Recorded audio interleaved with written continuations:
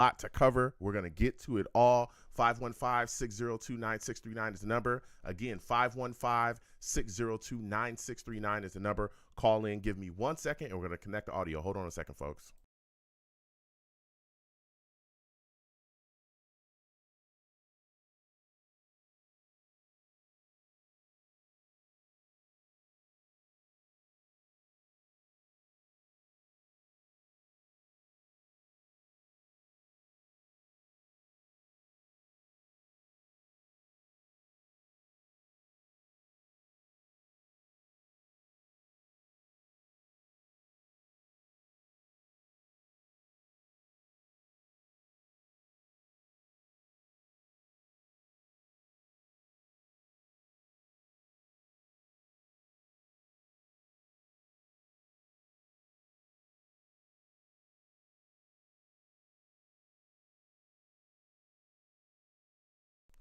I apologize, folks. Blog Talk is tripping. Okay, Blog Talk is tripping, but we're going to continue.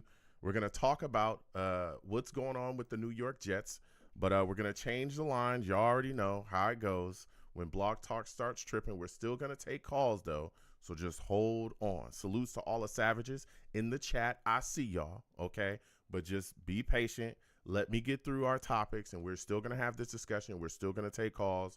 We're still going to do that, all right? So just don't trip out. Blog Talk is back on its nonsense, okay? So let's go ahead and get into the show. Listen, I am the man of the people. I'm here for the people. Let me shamelessly promote my Facebook page. Everyone go on Facebook, search The Long Beach Joe Show. Like that page. My content's up there. Go ahead and give it a listen. Message me. I'll message you right back. I love going back and forth with you folks about this football team. Also, leave me some feedback. I love hearing about what you folks think I do here on The Long Beach Joe Show. I am also on Twitter as well. Going over to Twitter, type in at The Long Beach Joe, at The Long Beach Joe on Twitter. Okay. Follow your boy on there. I'll follow you right back. And if you want to go back and forth, let's do it. I have those discussions and I have those arguments. Okay. I don't know why I got to argue with so many people on Twitter, but I do. Okay. And we have a lot of, fun discussions and things like that. So please get involved with your boy. I'm also on iTunes as well. For those of you that may not know, going over to iTunes. All right. Type in The Long Beach Joe Show, The Long Beach Joe Show on iTunes, okay? Subscribe to the podcast over there. Let me know. Let me know how you feel. Give me a feedback. Give me a 5-star rating as well, okay? I want to thank everyone that does that. It's greatly appreciated, okay? And again, give me some feedback. I want to thank everybody that listens to your boy, no matter where you're listening to me from. Man, I got a lot of people listening to me from overseas. It is crazy. Okay.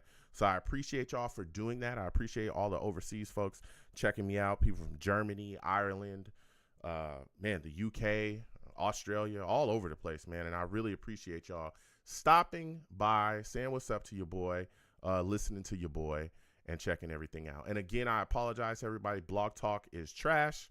And, but we're still going to take calls from an alternate method. I will put the number to the number that you'll need to call in and have that discussion with me about what's going on with the Jets in just a second. But I am taking calls, okay? We're still taking calls tonight, but the 515 number is not going to work because Block Talk is trash, okay? Also, salutes to all the savages in the chat. For those of you that do not know, I call my chat the savages. Why? Because they're savage, okay? Because they are savage. Salutes, Dwayne O, I see you in the building. Salutes to Michael as well. I see you in the building as well. Salutes to all the savages watching me, no matter where you're watching me from. Again, we'll be taking calls. I will hear from y'all. Put your thoughts in the chat as well. We definitely answer questions and speak to all the savages in the chat, in between our calls, and we have a lot of discussion going on. So we got quite a bit to cover. Again, we're going to get to calls in just a second, but let me go ahead and just cover some of these things here. So first, we're going to start off with Aaron Rodgers at OTAs. Wow. Right? Wow. And this dude's lighting up OTAs. Real talk. Aaron Rodgers has stepped in and just absolutely shown that he's ready to go. He's on his game, man. And he's been throwing dimes all over the place. All over the place, okay? Okay, we got a caller. Hold on 1 second, caller. Hold on 1 second. Caller, hold on 1 second. Okay, salutes. No worries. Okay, hold on. Salute. So let me tell y'all how good some of these people are, okay? Some of these people already know the number to call in when Blog Talk is trash. That tells you how What's up, savage fam? the savages are, okay? But hold on a second. Hold on a second. I already know it's Rusty. Hold on a second, Rusty. Let me just No get worries. through this really quickly. So we got Aaron Rodgers is lighting up a camp right now. He's putting a lot of things together. Dude, he threw a dime to Gibson recently. That was just insane, right? And you would think, okay, well, okay, he threw a dime to him. What's the big deal? Dude, not only did he throw the dime down the seam, it was 40 yards down. He threw it not looking. It was a no-look 40-yard dime. Insane. No-look 40-yard dime. Looked off the defense to the left, chucked it with his right, boom, time to go. Catch. I'm telling you, Aaron Rodgers is looking amazing. And what looks even better is his movement, right? Now, I remember when he came back originally from the Achilles injury, and it was a situation where it was like, okay, well, he's got that Achilles injury. We all know what's up. Well, what's going to happen here? What are we doing? How is he going to look? He was kind of limping, and there was a lot of things going on with him. It's like, all right, well, we know he wasn't going to play towards the end of that season. He didn't end up doing that.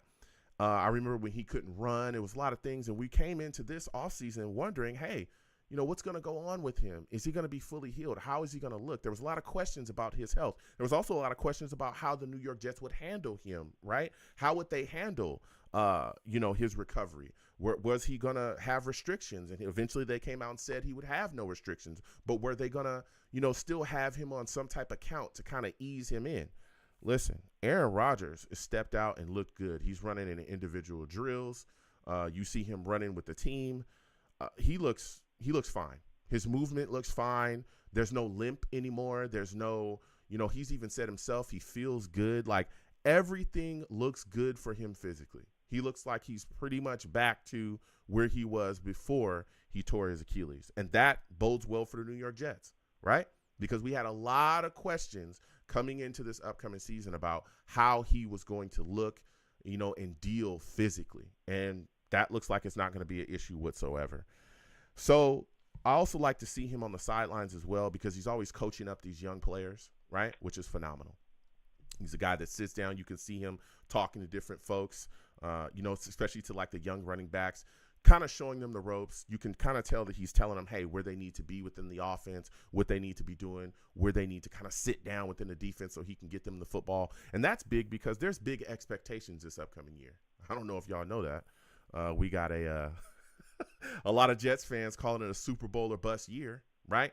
A lot of people expecting the New York Jets to make the playoffs. And so with those expectations ramped up, and again, we got young players, Malachi Corley. Again, we got those two young backs. Listen, those guys are going to be playing some snaps that could be very meaningful this upcoming year. And so getting those guys squared away, getting them up to speed between the ears is going to be big for the New York Jets, especially, like I said, again, with some of those guys, might be taking some real quality snaps, especially Corley this upcoming season as well. And again, with the young running backs too, because there's a battle coming there as well with Izzy, and we'll discuss that throughout the show. But Aaron Rodgers has looked phenomenal on the field, and he's looking like he's really getting back to himself, and he looks extremely sharp. And it's just wonderful, just beautiful to see. Not only that, but you also see Aaron Rodgers doing great with the media as well, right? You're hearing him. You're not only seeing him walk the walk, but you're seeing him talk the talk. Listen, he sat down with the media recently, and he openly acknowledged, hey, we're all on the hot seat. He let it be known. We're all on the hot seat. Sulla, Joe Douglas, Albridge, everybody here, including me, okay? And this is a direct quote from him. He said, if I don't do what I'm capable of doing, we're probably all going to be out of here. Which is facts, okay? That's facts. If Aaron Rodgers, comes out, if something happens and everything goes awry, again, we've heard it from Woody Johnson himself. There's more. There's an expectation of more, okay? Everybody wants more. I just talked about it. The fans are talking about playoff, Super Bowl, or bust year. If things go awry, right, and it don't go the way it's supposed to go, yeah, guys are going to be out the door. And the crazy thing about it is he responded to that with, I like that type of pressure. So what does that tell you? That tells you the type of competitor Aaron Rodgers is. He wants that on him. He wants that type of pressure. He wants to deliver with everything, on the line. He wants to go out there and prove everybody wrong. That's what he's about. That's the type of competitive nature that he brings to the game. That's why he's as great as he is, because he's not a guy that shies away from those situations. He's not a guy that shies away from those constraints. He's not a guy that shies away from the pressure. No, I'm running into the fire, and I'm going to be the one coming out on top. That's his mindset. He also talked a little bit about other things, off the field. There was a lot of VP talk. I'm not going to get too much into that because this is a football channel. But he did lend some credence to saying that VP talk was kind of real, that he had discussions with Bobby. We all know who that is, right? I'm not going to go into detail, all right? This is not that type of channel. This is a football channel, all right, where we talk about the New York Jets. And he talked about how, hey, it was basically a choice. It was either retire and be VP, right, or keep playing, and he wanted to keep playing. So that's what he's about. He put all that stuff to bed, kiboshed it all. Listen, I'm here for football. That's what I'm here to do. All the off-season stuff, all that stuff is put away. It is football time, and I am all about football through and through, okay? So Aaron Rodgers looked really good at OTAs. Been some other things going on as well with him. Listen, a lot of people speaking about Nathaniel Hackett. A lot of people talking about Nathaniel Hackett. Recently, he kind of got into a situation where he was kind of a little testy with the media, okay? A little testy with the media about, reports about him basically being replaced. As we all know, those reports came out. Nathaniel Hackett says, I don't know where those reports are or where they came from, where the sources came from. I know what happened with us, and it was great. We had a lot of conversations and got to talk to a lot of different people.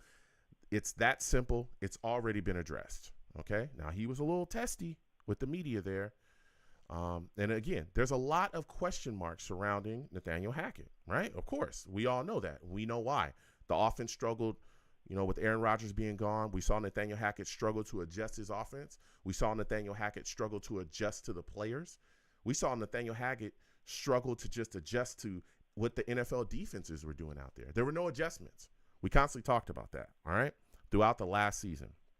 And now here we are. Aaron Rodgers looks like he's back in the fold, but people still have questions about Hackett. Well, Aaron Rodgers did an interview recently, and he actually spoke up and defended Hackett. I want you folks to hear this, all right? Here's the audio for it. Now, the last 2 years, Nathaniel's taken a bit of a beating in terms of results and conversation. There was talk on maybe, getting someone above him, below him, adding more offensive coaches. If I'm a Jets fan listening, why should I trust Nathaniel Hackett as the offensive coordinator? Well, you should trust me, and I trust Nathaniel. So to me, that's the end of story. There's been a lot of BS that's been said out there. There's a lot of things that have gone on the last couple of years that he's dealt with that I think he's handled very professionally. And at the end of the day, I think you got to trust him and I's working relationship and the conversations that we have. You got to trust the staff. I think we added a couple phenomenal coaches in Tony Dews and Sean Jefferson to handle the running backs and the receivers. Ron Middleton is already one of the top coaches in the league. Any position, he's our tight end coach. He does a phenomenal job. Heath Carter, has done a really nice job at offensive line for us. And then obviously our quarterback room is really, really solid with Todd Downing. So the staff is what it needs to be. We got to believe in Nathaniel. There's been some things that we've improved on, been some things that were out of his control. At the end of the day, him and I's partnership is one that's been fruitful in the past, and it's going to be fruitful again. So Aaron Rodgers letting it be known, he's supporting, of course, Nathaniel Hackett, and not only that, but like he said to end that segment of the interview, his relationship with Nathaniel Hackett, the chemistry that they've had, right? Their offensive, kind of chemistry, their offensive history, it's been fruitful for them. We saw them succeed, with the Green Bay Packers together, right? We saw Aaron Rodgers do big things with him, put up big numbers, and handle business. So we're going into this season. Again, we've all questioned Nathaniel Hackett. We all have. I have as well. But we're going to see, how things deliver. But I think, to be completely frank and honest, and I've said this myself, that I believe that Nathaniel Hackett, as we know, will struggle as an offensive coordinator. But the best offensive coordinator that we have, right, here with the New York Jets is Aaron Rodgers. Aaron Rodgers is a guy that is going to check out of plays if he doesn't like whatever Nathaniel Hackett calls when he gets to the line. That's what's going to happen, and we all know that. So I understand, the defense of Nathaniel Hackett. He's in the foxhole with this guy, and they're going to go into this season together, and we're going to see what the New York Jets do. But it's been, again, very exciting just to hear from and see Aaron Rodgers handling business this offseason. As well, there was a lot of talk about Sauce Gardner surrounding him. Jeff Albridge came out and talked about, Sauce Gardner following the other teams, the opposing team's best wide receiver, right? Also, Robert Saleh talked about that. They talked about the possibility that Sauce will travel with that number one guy on the opposing team, and that, it might not be exclusive, but it's definitely going to happen, a bit more than it happened last season, which is surprising, right? Because from everything that we knew, and I remember calling for this, last year, and some people were calling it for it, Sauce's rookie year. It was, hey, you don't have guys travel within this defensive system. And now here we are. Sauce, again, in my opinion, is the best corner in the league. Now they're saying, hey, we're going to have this guy moving around. Now we'll see how much he does that, but you want to put your best guy on their best guy. That's how you shut people down. And again, I think we're seeing this New York Jets defense make that adjustment on their end as well, which is going to be very interesting. All right. I'm not saying that Sauce is Revis. That's not what I'm saying. Okay. I want you to listen clearly. I'm not saying that. What I am saying is that Revis traveled, dog. Okay. Revis traveled. All right. He traveled, and wherever he went, the island followed. Okay. So Sauce is phenomenal, and I cannot wait to see him shut down people this upcoming season. We're going to be having a discussion about that. Also, since the last show, the New York Jets had a schedule release, ton of primetime games. The Jets are going to be all over TV. I think it's like 6 primetime games this upcoming season. It's insane. There's a game overseas that they're going to be playing too. It's going to be wild. It's going to be wild. And you know what's crazy about that? A lot of people, right, had a lot to say about the Jets being all over TV this upcoming year. I myself love it, okay? Maybe it's because I have a closet full of green Jets jerseys. Maybe that's why. But the point is that I love this team and I love watching them. And I know that there's a lot of Jets fans that are talking about the pressure that's going to come with that. A lot of Jets fans talking about what's going to come with all the lights shining. We even had one of the head TV guys come out and talk about how the New York Jets, they owe the rest of, a TV. They owe America, to be on TV and have the season that they all thought that the Jets were going to have last season. Of course, Aaron Rodgers went down, things went awry. But let me tell you something. Aaron Rodgers had something to say about this as well, and I want you folks to hear about what he talked about the New York Jets being must-watch TV. What was your reaction to the schedule release and the Jets owing the NFL one? Yeah, I love it. I mean, we are must-watch TV, and that's pretty obvious. Everybody knows that. Whether you love me or hate me, people want to see me play. They enjoy watching me play. And we are a team to watch this year. Not surprising. 6 primetime games in the first 11 or 12 weeks. I love it. Make it difficult. Let's see how we stack up against one of the top teams in the league, because San Fran 100% will be one of the top teams in the NFL. Obviously, they were last year. Went to the Super Bowl, had a chance to win that thing. And then short week, and go to Tennessee, beautiful city, Nashville. I love it. Got to, have some land down there. I love that city. Know Will a little bit. He's an up-and-coming young quarterback. They got new staff there. And then short week coming back home on a Thursday night, our first of 2 Thursday nights, against one of our rivals, division rivals. So I love it. It's fantastic. No excuses. 3 games in 10 days. We'll be ready to rock and roll. I'm not worried about it. I'm sure we'll have a good plan for the schedule for all that. As far as us owing people, yeah, that's fine. Whatever. I don't care what anybody has to say about that. That's great. It was shitty for me. It was rough for the league. I get it. Me only playing a few plays last year. That's going to be different this year. And, what happens when we pay them back this year with 6 great primetime games? What are they going to say next year? There you have it, right? He's going into this season ready to go. And even, again, he spoke on, there was a top TV guy, that put things together, talking about how the Jets owed everyone one, because, again, Aaron Rodgers went down, and, hey, he said, last year the Jets didn't have that great of a season. We were all hoping to see Aaron go in there and do his thing, goes down 4 plays into the season, and now, he's back. Things are looking good, and, again, the New York Jets are going to be all over TV.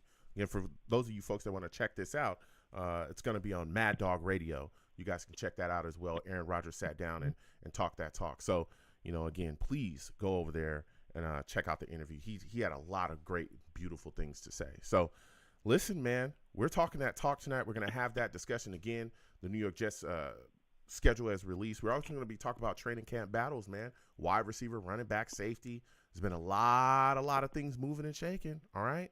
Also, the New York Jets have moved nickelback Isaiah Oliver. They moved him to safety. That's interesting. The Jets also signed a rookie tight end, Kevin Folash. They also cut a quarterback, Kobe Suits, okay? So here we are. The New York Jets is ready to go. OTAs are rearing.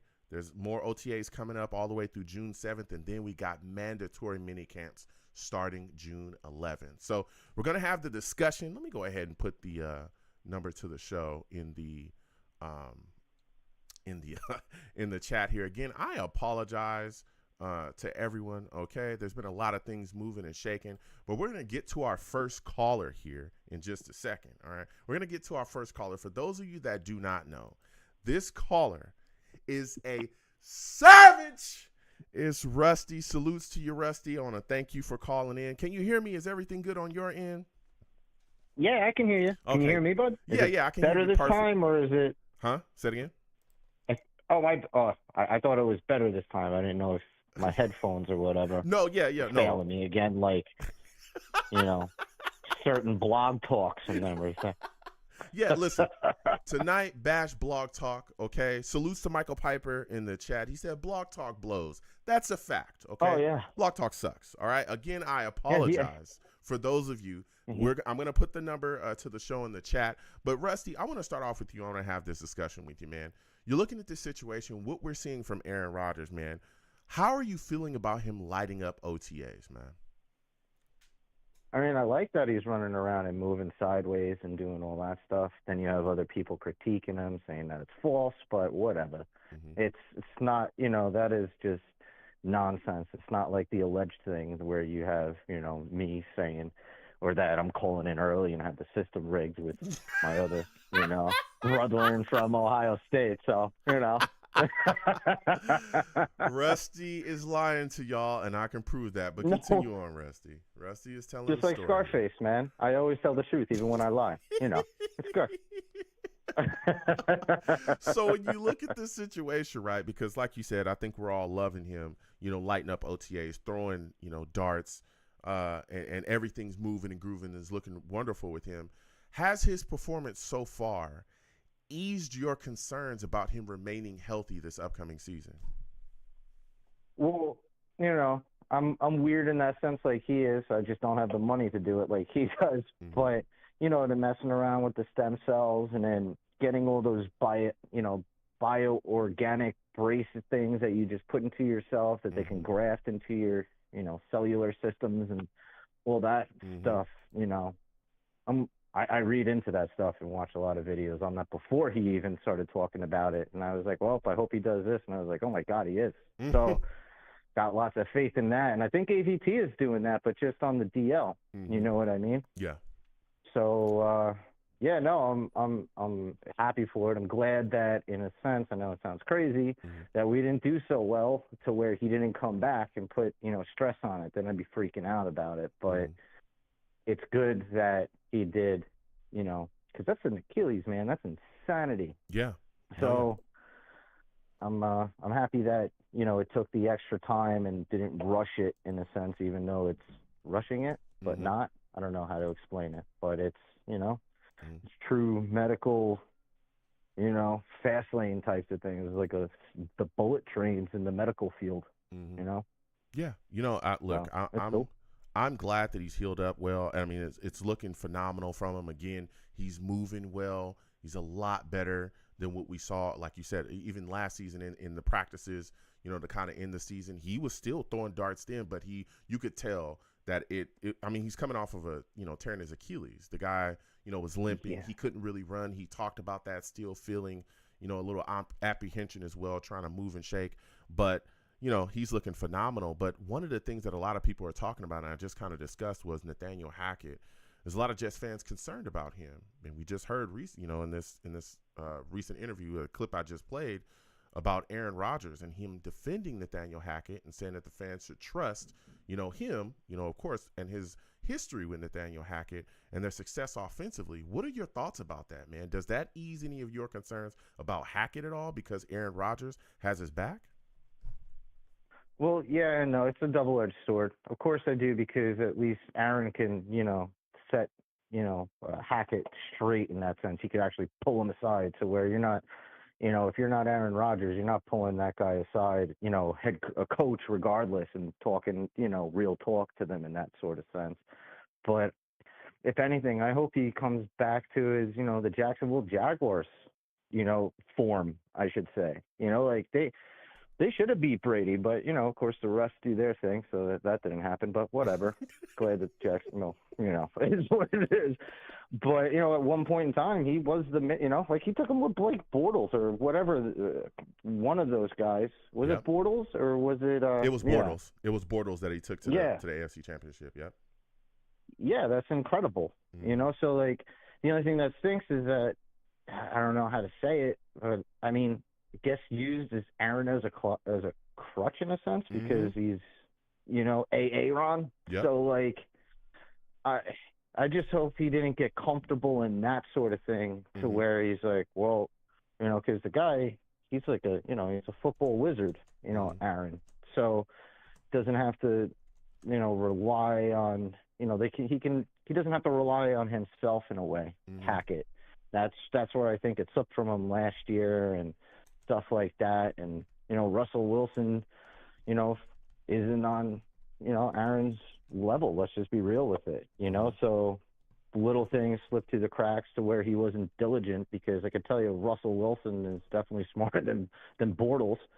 So that's where I think he got used to having greatness around him in that sense. And hopefully last season was a reality check of like, hey man, you better get in there and just like acknowledge the things too, to where, yeah, Brees can catch out of the backfield. You didn't realize that until like week 11. Like, what's the matter with you? Yep. Yeah.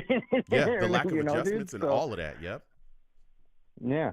But, yeah, starting, I hope he proves us wrong, because, he's still, until he proves otherwise, he's still the hack to me, and not in a good way. No, so, yeah. Listen, I feel you. So when you look at this situation, right, because I want to go over to the defense with you really quickly. What are your thoughts about Sauce? And Sulla came out and talked about it, Albridge, about Sauce following the other team's number one wide receiver. They said there's a possibility that they're going to be doing that this upcoming season. It sounds like they're going to be doing it quite a bit. What are your thoughts about that, man? He's traveling. I'm not calling him Revis, but I'm saying Revis traveled. Other corners around the league that say, that they're great as well, they travel too. And now we got Sauce traveling. What are your thoughts? Dude, besides like Revis, nobody traveled like, there's like those very select few that traveled like Revis. Of course, Dion did. You had Revis. You had Darryl Green with Nnamdi. the Redskins and everything. Nnamdi so used to like, too. Oh yeah, well Nnamdi, he wasn't so bad too. But once he got traded from the Raiders, he was. Then he was all of a sudden it's it was horrendous. But because Sauce did it in college, So if he can do that, but the thing that drives me crazy with Sauce is when he has the opportunity, and I know I'm going to get crucified, but whatever, nothing new. When he has the opportunity to actually pick it off, it seems like he's a little scared about it and he swats it away. That's the only, that to me, like if he starts picking those ones off where he's turning around and looking at it instead of swatting it away where he can get it, that's where he'll come into those elite things. Because in a sense, like he has 2 interceptions in 2 years. And they all happened in his first year. So if I'm a quarterback, I look at it like, okay, well, it's basically like throwing the ball out of bounds, and if my wide receiver catches it, he catches it. It's a weird conundrum, and Sauce is great, but he can achieve, in my eyes, elite. And of course, I'm harder on our players. Like a parent in a sense. It's like, no, do better. But don't want to. Kill the kid's psyche or the player's psyche in that sense, but at least he knows that he can be better. And but traveling wise, that's not easy to do, because Richard Sherman talked all that, and then Richard was great on that one side, but Sauce did it in college, and that was a different type of thing. So, and he's young enough too, he's still he's only been in the league for 2 years, so it's not like he's attempting to go all over the place and travel in year 5. Yeah. You know what I mean? Yeah. So he's still fresh. I mean, he's been to Pro Bowls, all pros. Like, Sauce has been phenomenal so far. Yeah. I don't think that anybody. I know I sound like a jerk. Yeah. But I'm just saying, Rusty, I don't think anyone, and I don't care if you were the biggest Sauce fan. I know I got a lot of, guys that are fans of that watched him in college and were excited about bringing him in. And look, I remember we did shows during that time, but I don't think anybody realistically thought, man, this guy would be as great as he was, as early as he is. He looks like he's been in the league 13 years, and he hasn't been in the league nowhere near that. And it is insane. He's going up against the top guys week in and week out and shutting them down, really. No lies, and he's out there covering guys, and it's crazy to watch. And it's beautiful. And again, with him traveling really this year, they're going to continue to test him. I mean, right? Yeah. No, I'm with you. I really am. It's just when you have the opportunity to get a turnover and you just slap the ball out, that drives me absolutely crazy. It really does. But, on the flip side, at least he has the hand-eye coordination to, swat it away in that sense. Yeah. Not a lot of people throw at him. That's the another truth. A lot of people don't talk. A lot of people throw at him at all. So the opportunity he do get, he puts them away. But I'm telling you, he's one of the top corners, and I love having him here as a New York Jet.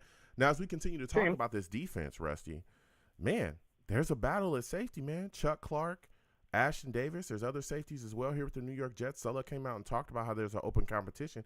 What are your thoughts about that? And as of right now, who do you think will come out on top in that battle? I'd pray it's my guy, Chuck. Okay. Like, I loved when we got him from Baltimore. Yep. I was like, oh, yeah, here we go. And the field's like, yeah, hold my beer. So it's just like one of those, But I don't know, man, because that guy is a phantom in the sense, like, he'll hit you, he'll pick the ball off, and he's humbled. Like, he's you don't hear about him, and that's a good thing on the defense, So but when you really look at him, like, I was surprised that Baltimore got rid of him. But then, of course, they took safety first pick in their draft. I think it was like Hamilton or somebody. Yeah. But, I think he's severely underrated, sort of like how Reed is, and if they're going to do that open competition, I just hope that he's healthy enough, because I have faith in, Clark. I think he'll smoke everybody, which is a great thing because we have so many options, I didn't think I'd want Ashton Davis, but it's like, okay, yeah, sure, instead of like going get, so. I personally think that Clark might come out on top as well. I know a lot of people love Ashton Davis, and I think he's He played all right last season, but Clark and his versatility is wild. And you kind of spoke to something I was going to speak of as well. That's one of the reasons why Baltimore was willing to part ways with him. They had got Hamilton in the building. They had another safety as well. But Clark over there had played free safety, strong safety. He was getting moved around, and he was playing pretty well. Yeah. And like you said, it sucked. The first year he gets here, he has the big injury. He sits out, has to sit out the whole season. We get him back this year. And, man, I think he's really going to dominate. Again, he's coming off that injury, so we're going to see. But I think he's going to play pretty well back there. And I think he might end up being the guy. But, again, there's a lot of competition at that safety position. It's going to be fun to see how that all plays out. What are your thoughts? And we got Stingers, too, right? Yeah. Him as well. We just drafted him and brought him into the building. He's from the CFL. His name is in that hat, too. He's no He's slouch. a guy that can fight as well. Yeah. That dude's used to running. What is their field, like 120 yards? Not even to the back of the end zone. It's like wide. Another, I think, like 70 yards in width. Yeah, crazy. Super wide field. So, crazy. Yeah, he's got endurance, man, and he's used to boogieing, and he's a ball hawk in himself. And it's good that we have him because he took a lot of heat. It's unfortunate he lost his father, then he found himself, and then he's like, all right, here we go. Now it's on, and he's playing with his old man in his heart, which is great. Yeah. So as we continue to have this discussion, Rusty, what are your thoughts about the running back position? There's a lot of people saying that Izzy is going to get pushed out by one of these young running backs that we just took in this upcoming draft. Do you agree, or do you think that number 2 running back spot is Izzy's to lose?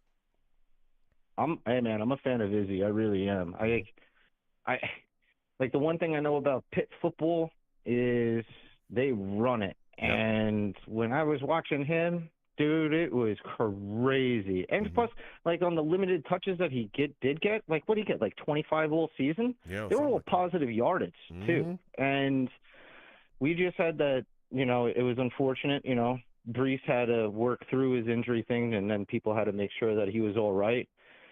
Then we had people trying to come in, so Izzy didn't get his, what he needed to get. But I see him in a form of like JJ in a way, like what JJ didn't get anything on the defensive side, of course, but JJ didn't get anything really his first year.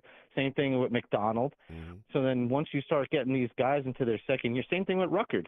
That's how I think we do it. We're like, okay, give you little by little by little. Yep. And then your second year, you're here. It's like, okay, man.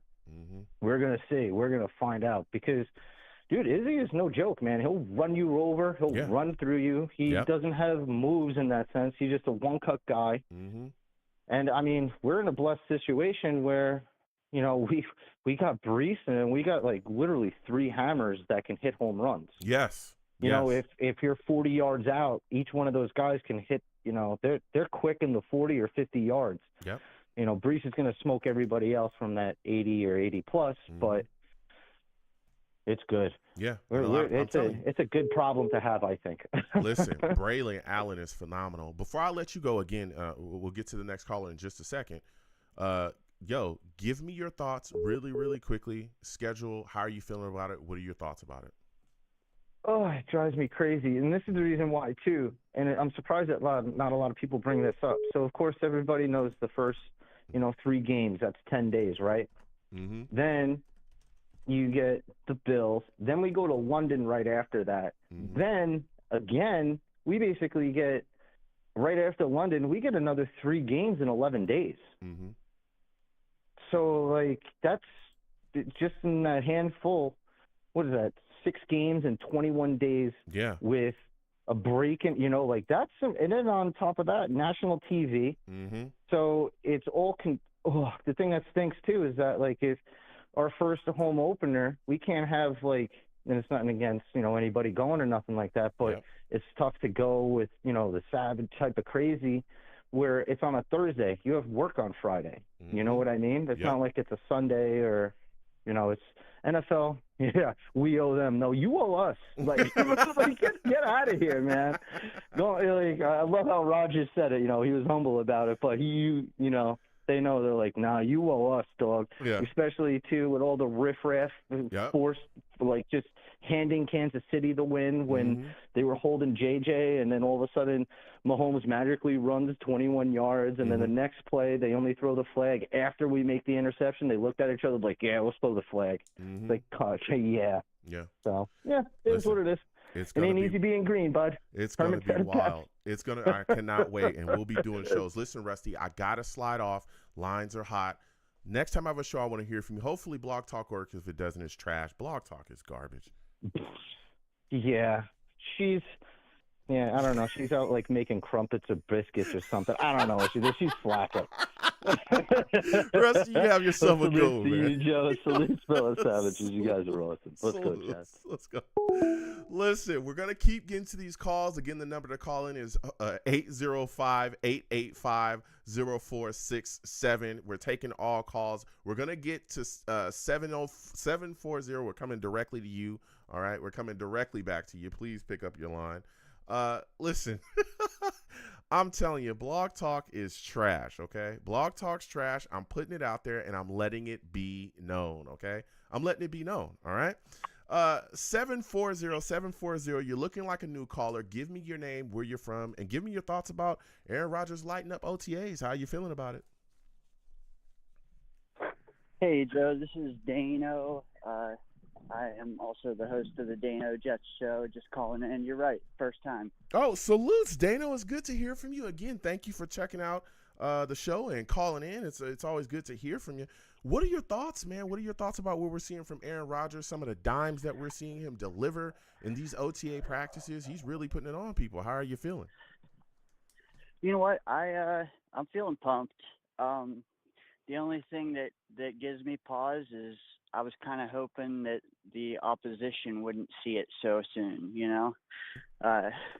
The less they know, the better, and the more doubts that they have, I think plays into our hands pretty well. So I think they'd be kind of ridiculous to still doubt that guy at this point. But I don't know, like it'll we got to see him moving and shaking in the pocket for me to like fully be invested. But it's from the sounds of it, it's nice to know that his arm is 100% pretty much where it was before. No sign of decline, you know. Yeah, that's the corner, and I think so far what I'm seeing from his movement, as far as him running, the individual drill stuff that he's doing, it's kind of given me a bit better of a feeling going into this year about him and his health, especially the health of that Achilles. You know what I'm saying? He's moving better than he did at the end of the season when he was trying to come back. And we're hearing a lot of great things about that. So I'm excited about him, like you said as well. The arm, he's showing you, I still got it. Not just the arm, but the mental. He's one of the sharpest guys when it comes to football. And you're seeing that live. That no-look throw that he did to Gibson was insane. 40 yards down the seam. It was wild. But as we continue to talk about him, listen, he came out and said that the New York Jets are must-watch TV, man. What are your thoughts about that? What are your thoughts about the Jets schedule? 6 primetime games. You got the guy, that runs all that stuff saying the Jets owe everybody. How are you feeling about that, man? You know what? I love it. And to branch out from what you said, he came out and he told EA, he didn't say that he can still play quarterback. He said that he's still confident that he can win an MVP, that he can still, take this team where it needs to go. He also said that he still thinks that he can dominate, end quote. Like, for that guy, as egotistical and whatnot as he is, he would not say that if he didn't believe it. And for him to sit there and say that he believes that he can still dominate this game, oh, dude, my hair on my arms just stood up, Yeah. As far as the primetime games, I'm a little less, I don't know, like I guess you have to know our team. I think that our team is young, hungry. I think they want to be household names. So I think that I think those primetime games, we actually perform better. The only thing that, I can agree with is everybody, not liking the 3-10 to right off the bat. Yep. But I mean, 3-11, everybody does 3-11 who has a Thursday night game. I mean, we just did a 3-11 last year, and nobody said a word about it. I mean, if you're playing 2-4, then you're playing 3-11. So I don't make a whole lot about that. What I would say is look at our two. Okay, you take the London game off the table. Our two longest games remaining travel-wise, San Francisco, Arizona. Both of those games have at least 10 days, I think at least 11 days of rest on either side of them. Mm-hmm. Meaning, like San Francisco, we have a bye week right before it because at the end of the preseason. Mm-hmm. Arizona, we have 11 days after that one. So it takes me back to what Salah said, you know? The reason they didn't take the London bye week is because we kind of have built-in buys all over the place. Mm-hmm. And I really think that Week 12 bye, dude, we are going to lick our wounds a little bit. And then we're going to ramp up, and that's the push right there, man, starting Week 13 on. Yeah. And the thing is, look, I tell people all the time, every Jets fan, I remember there were years we were begging them to put the Jets on TV. When you couldn't watch the Jets on TV, there was nothing. We wouldn't really be seeing maybe one prime time game where we have a Thursday night or something like that. I remember there was a year we had I think we had a primetime game that got flexed out because we were so bad. And now we're here, and the expectations are high. And we're looked at as one of the teams that a lot of teams are circling on their schedule. They don't put garbage on prime time consistently. If you're on there for the Chiefs, all these other good teams, those are teams that see those prime time games. So if we're everything that's happening, all the prime time games, the expectations come when people are ready for you to succeed. They're ready to see you go out there and do your thing because they believe that you will with the talent that you have. And here we are. This is part of being, becoming the big boy. This is part of becoming a winner. People want to see you, and that's why they put teams like, us, everything that's looking good on paper right now, we're looking like we're going to be rolling, especially with this great defense. That's why we're seeing a lot of primetime games because the expectation is so high. Listen, Dane, what are your thoughts about this Jets defense, man? You look at this situation here, Sauce is going to be following people. Sauce is going to be following the opposing team's number one wide receivers. Sulla talked about it. Albrecht talked about it. What are your thoughts about it? I think it's going to be ridiculous, man. I really do. For one, I think we're going to run the ball more. So I think we'll be in much better control of the clock, which in itself is going to pay huge dividends to those guys. I mean, but also like the whole pin in your ears back argument, that like a lot of people don't make much out of that. But like as a former junior college athlete myself, like if you told me that I didn't have to like stress about, botching one play to where these guys, like, if they blew their assignment one time, they were losing the game. If you're telling me I don't have to worry about that because I got a quarterback that can make up for it in the next 10 minutes, yes, I'll play different. But, dude, just the comfortability of not playing stressed like that will let these guys really, really pin their ears back. Yeah. And I do think that we have a couple guys hit double-digit sacks. Mm-hmm. A lot of people don't like our safeties or they're low on them, but I think that they're going to be just fine. Chuck Clark, someone mentioned it earlier. I think people are underrating him. Talk that talk. They just don't, dude, I don't know that anybody, like, maybe they don't believe that he's going to stay healthy, but if he does, you guys, like, the people doubting him, they need to look into his like advanced metrics because dude is a dog in the run game. So yeah, we lost JFM, but I'm telling you, man, the screen passes aren't going to be going for much because, dude, I think he's damn near 80 in rush defense. Mm-hmm. He's a very good scored pass rush guy too. Mm-hmm. Now, the only thing I'd say is a lot of people want that coverage safety. They want the turnovers. But I'm telling you, just the good coverage on the outside is going to – like, we're going to get a lot of coverage sacks. We're going to get a lot of coverage interceptions too. Like, you can't beat Aaron Rodgers, Dinkin, and Duncan. So, well, just wait. Yeah, and what you're speaking to, Dano, I think I understand a lot of people wanting a ball hawk safety. I get that. But when you look at how the New York Jets defense is built, again, we all know it's built a lot like the Niners. I'm here on the West Coast. I watch the Niners. I think our pass rush is going to be ferocious. when you got Jermaine Johnson, you got Riddick, you got Will McDonald, who I think is going to really step into this next year and have a big impact. You got 3 guys that you're going to be able to put out there that are just going to wreak havoc. Good luck, because the quarterback is going to have to get the ball out within the blink of an eye, and you're going to make a mistake. That's how San Francisco wins. They pressure you up front to the point where you can't deal with it, and then before you know it, your quarterback's getting banged around, your timing's thrown off, you're throwing interceptions, or they're getting you off the field, right? You're going 3 and out consistently, you're punting against them consistently, you can't do anything like that. So as long, and again, the Jets defense last year was 3rd overall. We were shutting people down. Dominant. And even what you spoke to as well, you look at the offense, I think we'll be playing more of a ball control offense as well. I know that there's a lot of people that think that, Aaron Rodgers has to come out and throw for 300-plus yards a game to impress them this upcoming season. I'm not one of those guys.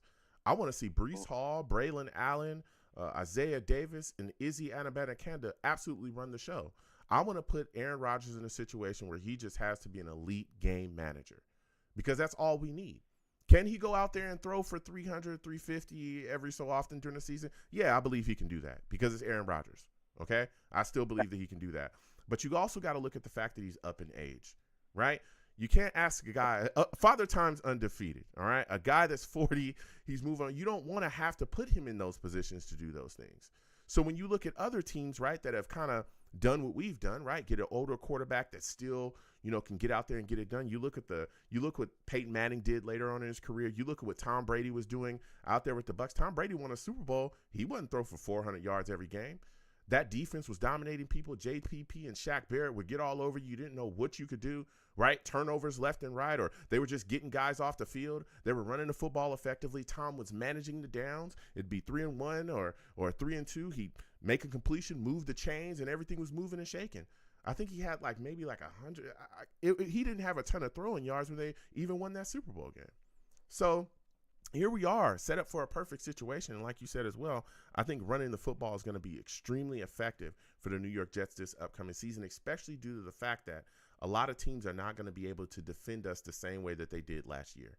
I dare you to stack the box against Aaron Rodgers. I dare you. Because he's going to come out, he's going to see what's going on, he's going to make the adjustment, and he's going to cook you. He's going to get the ball, on a route to Garrett Wilson, and Garrett Wilson's going to take it to the house. Or even Malachi Corley as well. There's a young guy coming in. Mike Williams is going to be able to make moves. A lot of people, our tight ends are going to be able to do things. He's going to be able to set the situation up because he's so football savvy that he's going to be able to pick you apart. And that leads me to my next question for you, Dano, because you're giving us a lot of fire on your call. What are your thoughts about Aaron Rodgers taking up for Nathaniel Hackett? A lot of people still bringing Hackett some heat. A lot of people got a lot of questions about him going into this season. We heard Aaron Rodgers kind of stick up and say, hey, look, you should trust him because you can trust me. Our history has shown that we can do special things together. What are your thoughts about that? Honestly, I get where they're coming from because his last couple years have not been as, stellar as we'd like to see. But, I mean, what's the alternative? The alternative is you're bringing in an outside set of eyes who is messing with my gumbo. I'm sorry, man. Let them cook. I see them almost like a package, to be honest. I don't know anyone out there that could come in, unless they're just dashing in a few ideas here and there, which what are the odds of that? But I can't see anyone coming in that would actually know the Hackett offense well enough to provide input that Hackett himself hasn't already considered, or Aaron for that matter. I really do think that Hackett's just going to kind of give him a base play.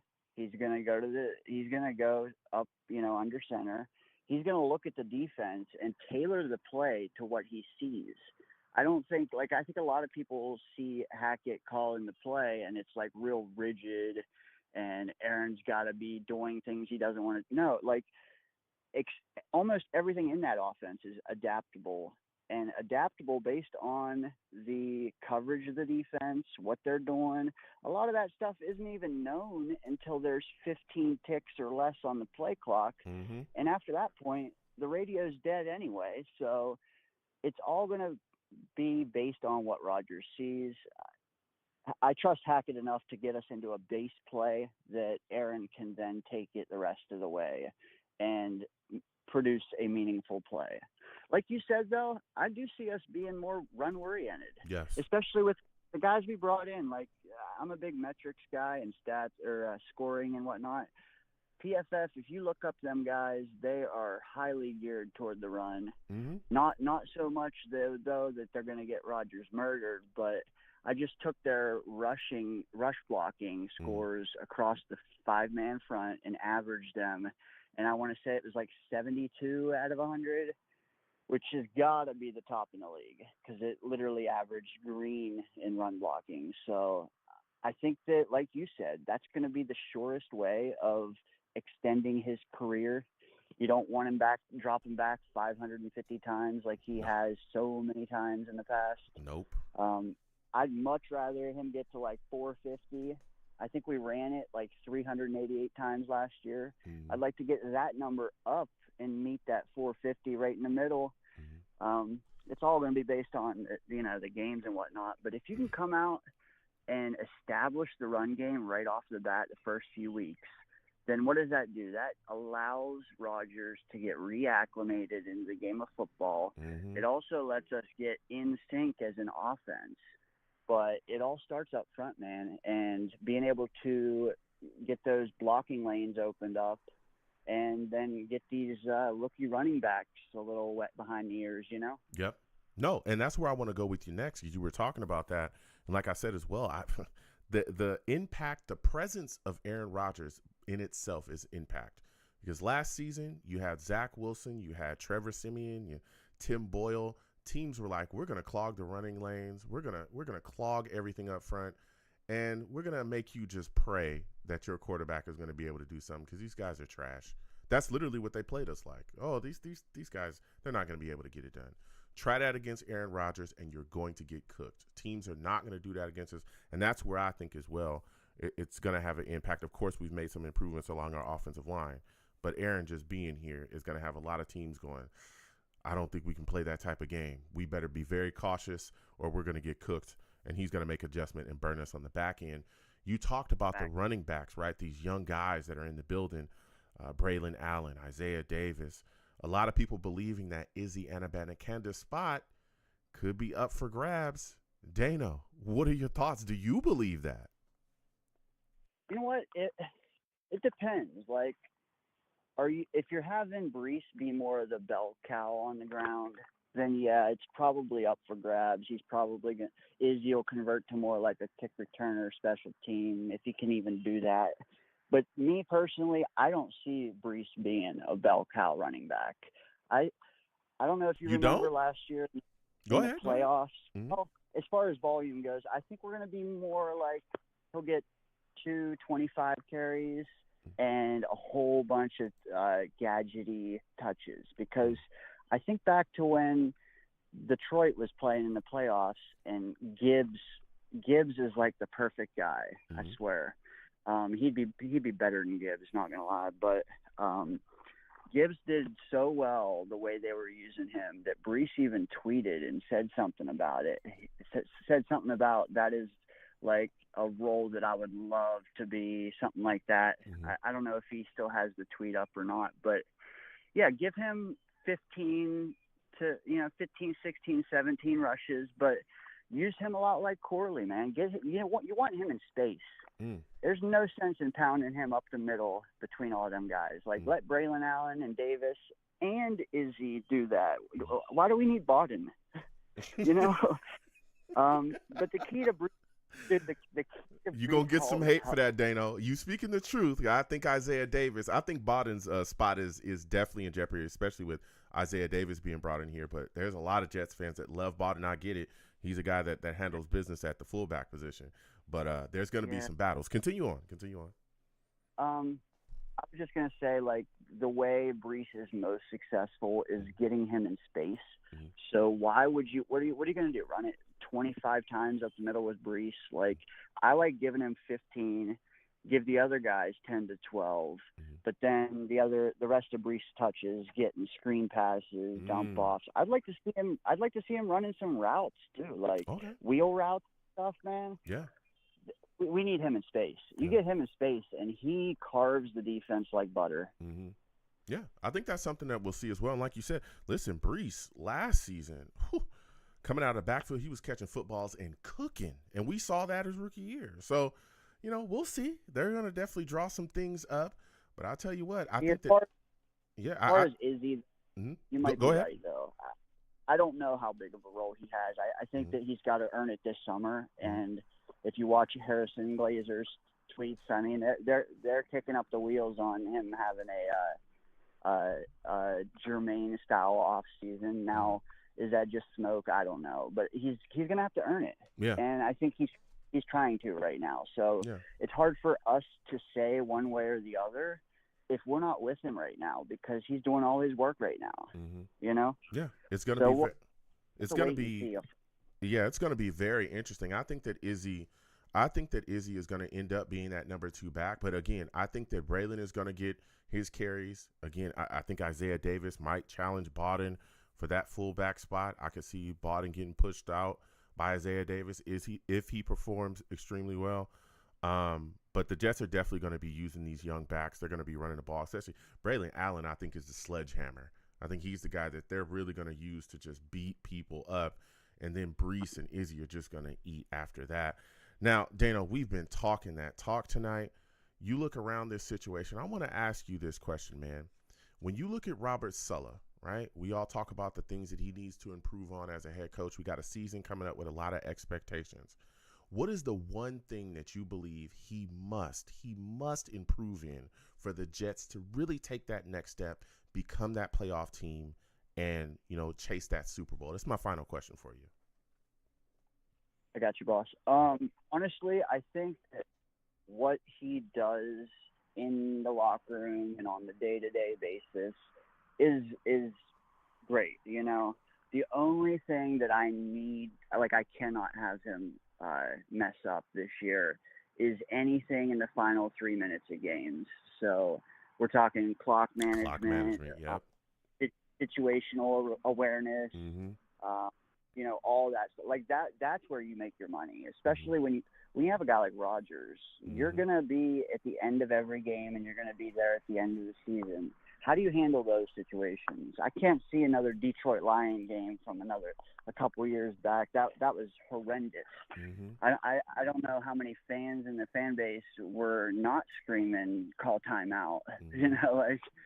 So get better with the clock and situational awareness. A lot of people say he already did that last year, but I don't think there was many situations that even came up that required, stressful thinking.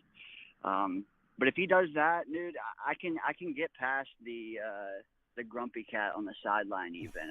I don't care about all that. I just want to see him make the timeout when it's needed and don't take the timeout when it's not needed, Yeah, listen, Dane, this has been a phenomenal call by you. I know you said you do content. Go ahead and put out where people can find you, man. Before I let you go, let everybody know what your channel is, where they can find you, and what you do here, man. Hey, I appreciate it, man. I've been watching you for a while now. Thank you. I'm not always live, though, but I will put my link in the chat as well. It's at Dane O. Jets. If you search that on YouTube, you'll find me. Yeah. But I appreciate the convo, man. It's not many I can talk to in depth like this, so appreciate it. Absolutely. Again, Dane, thank you for calling in. Next time I have a show, I want to hear from you. All right, you have a good one. Listen, Dano calling in with some heat, calling in with some fire. I apologize again, everyone. Blog Talk sucks. Usually we're on Blog Talk. I know that there's a number on the screen. If you call that, Blog Talk is tripping, so you're not going to be able to get on. But if you call 805-885-0467, you'll be able to talk to your boy, okay? That's the hotline that we are taking the calls through. We heard earlier some of the the older savages. They know Blog Talk is trash, but, here we are, and we're doing a lot of things. So we had a lot of great calls tonight. Salutes to all the savages in the chat. We're going to come to you. Again, 805-885-0467 is the number to the show. because Blog Talk is trash, call in. I'm taking all callers. I'm going to go to a question from the Savages in the chat. Salutes and respect. Dano in the chat says, LBJ, what do you think is a sure lock? I want to bet one or the other. Getting the Jets, getting the number 1 seed, or winning the conference. Okay? That's very, very interesting. Okay? Winning the number 1 seed or winning the conference, right? I'm going to say winning the conference. Actually, you know what? I'm going to go with number 1 seed. I'm going to go with number 1 seed. I know that we're going to have a lot of people in that. I think that that's the sure bet than winning the conference. Now, if you were saying winning the division, I would say, I think we have a great chance to win the AFC East. But I think getting the number 1 seed is the more sure bet of those two. I think that you look at the situation, man. The Jets are set up in a great spot. I know that our schedule, a lot of people talk about that 3-10.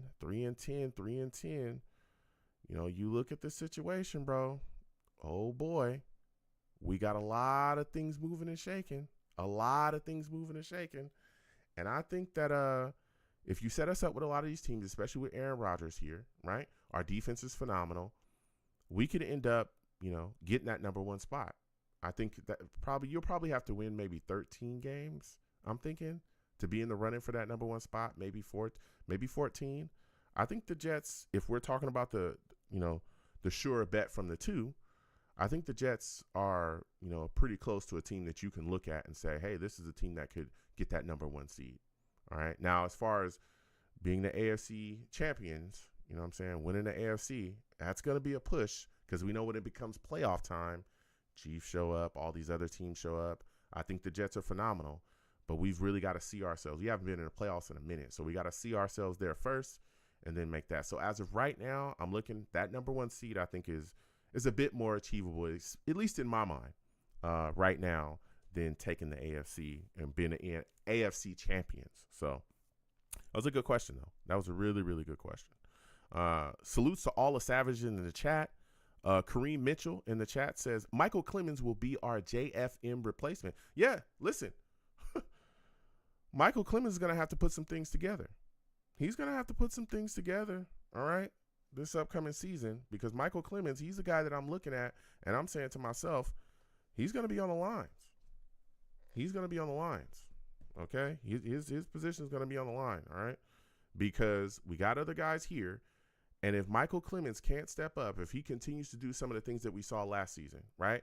We saw temper tantrums, right? We saw him go out there and get in fights. We saw him cost us with crazy penalties, stuff like that. It's like, listen here.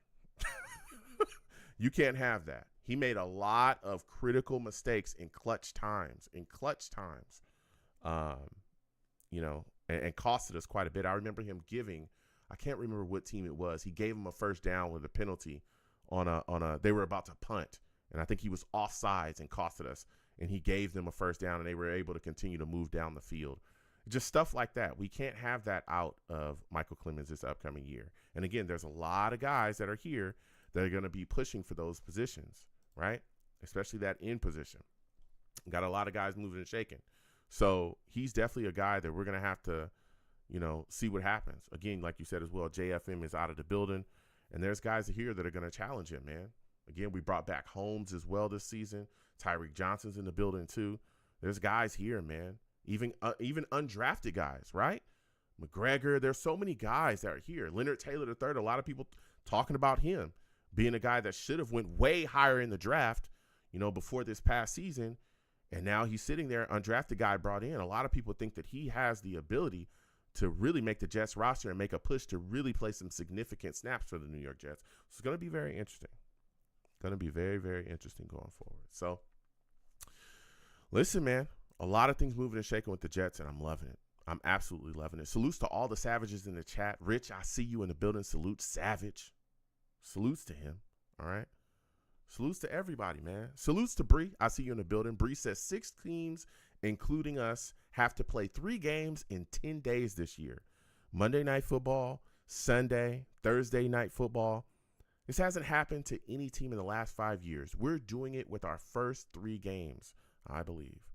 A lot of things moving and shaking, man. A lot of things moving and shaking. Bree also says, let's see if we make the playoffs first. Only God knows the future. That's true. That's true. That is true. So we're going to see what happens, man. The Jets are putting things together, and they are looking good. They're looking good so far. Kareem Mitchell says, what about Carter Warren? Carter Warren. Listen, Carter Warren's a good player. He's a solid player, okay? He's a guy that I think can come in, give you some things, potentially, along that offensive line position. But I don't think that he's the guy that we're going to call to start before we call Olu to start. And I know that there's a lot of people out there that are looking around and saying, well, what's going to happen? The Jets offensive line, if anything falters with Tyron Smith or even Morgan Moses, I think that Olu is going to be the guy that they put out there. Again, there's been talk about him from the Jets coaching staff, talking about, that they're going to move him around. Again, Tyron Smith, his situation is going to be managed. We know that he has an injury history, and they have to watch him and watch how he practices and all these things. The Cowboys had him on kind of the same type of regimen as well when he was there with them.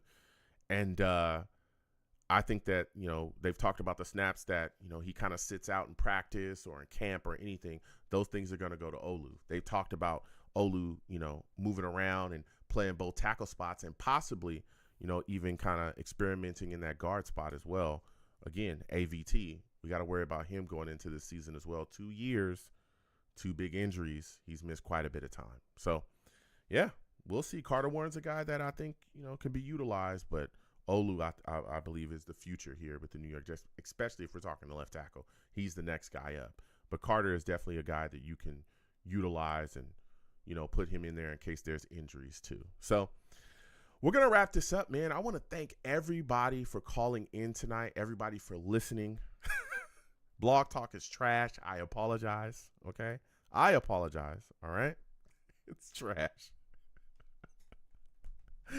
But here we are. So I'm going to wrap up the show. Listen, I am the man of the people. I'm here for the people. Let me shamelessly promote my Facebook page. Everyone go on Facebook, search The Long Beach Joe Show.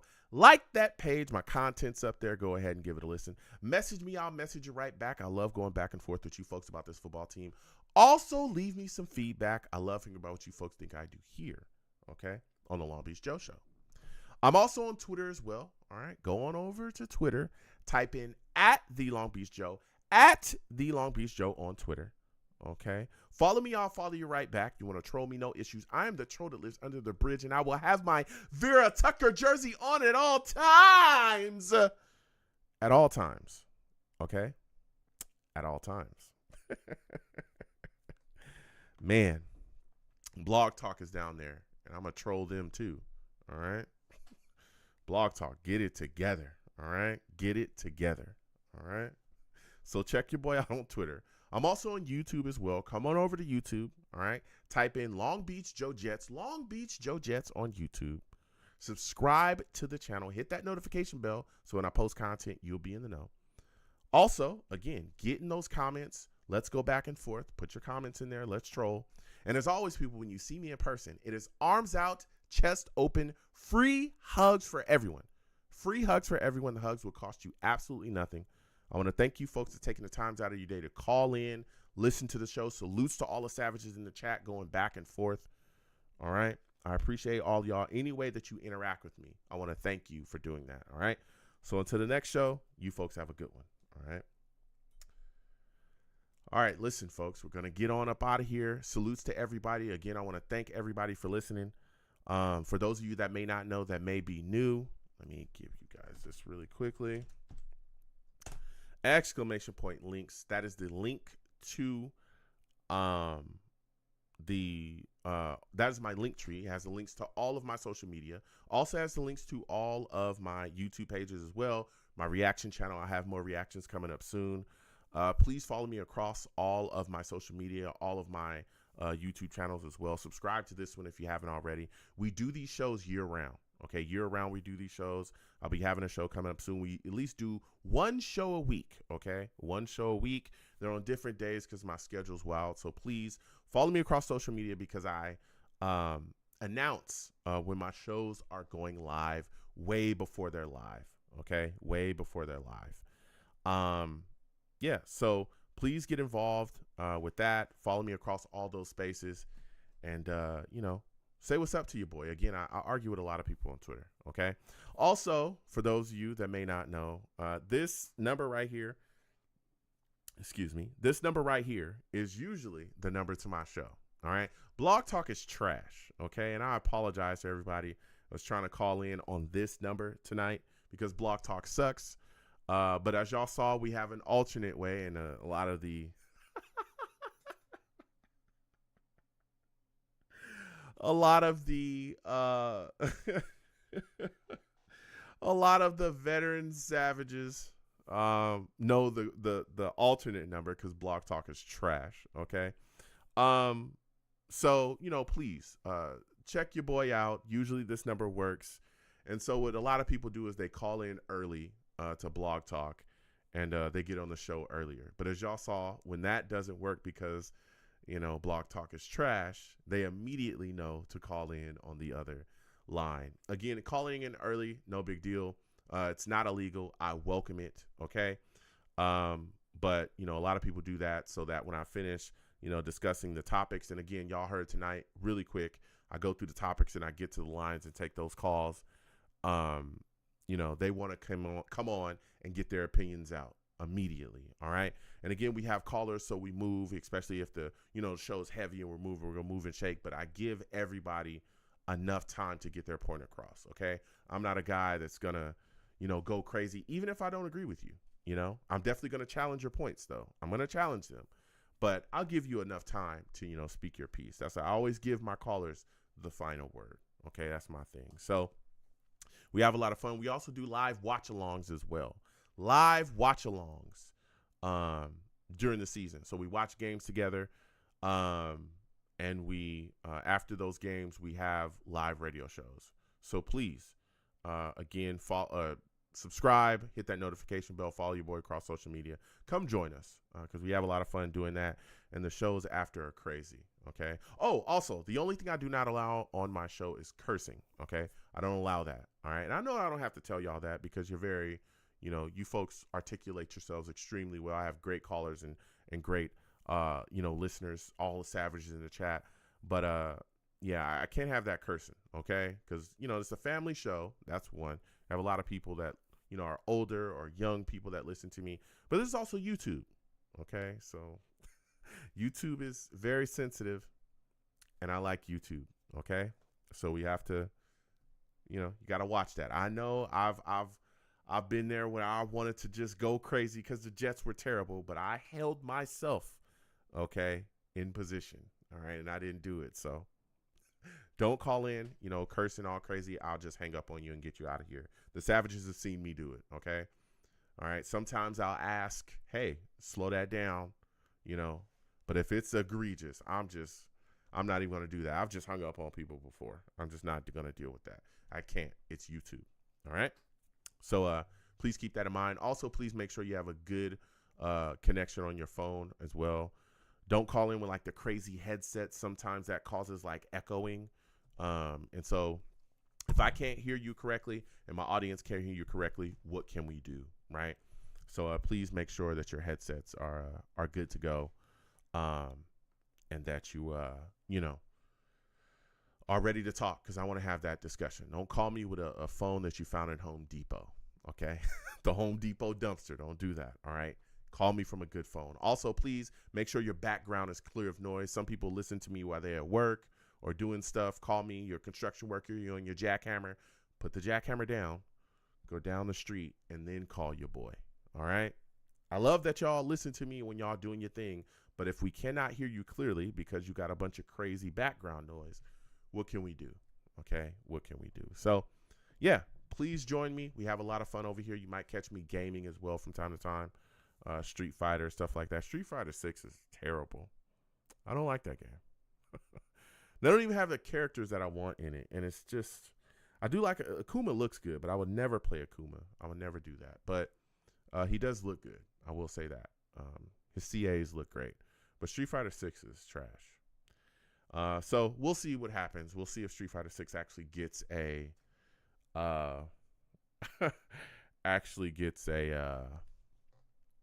a character that I like in it, and then maybe you'll see me play that. But we play other stuff, Streets of Rage, GTA, all kinds of stuff. So when I have the time, we'll get back to that. So if you see that, hey, come on in and say what's up to your boy. All right, say what's up to your boy.